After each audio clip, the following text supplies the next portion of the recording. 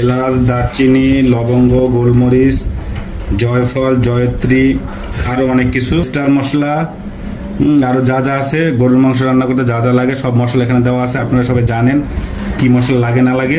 এটা আমি এখন শিলপাটায় বেটে নিব। সেটা এখানে ভিডিওটা পেঁয়াজ দিয়ে দিলাম, একটু ভাজা ভাজা বা একটু সেমি রঙ আসলে এটার ভিতরে মাংসটা দিয়ে দিব।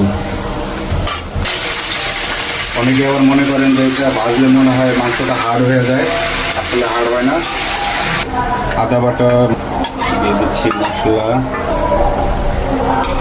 এখন দিয়ে দেবো মরিচ,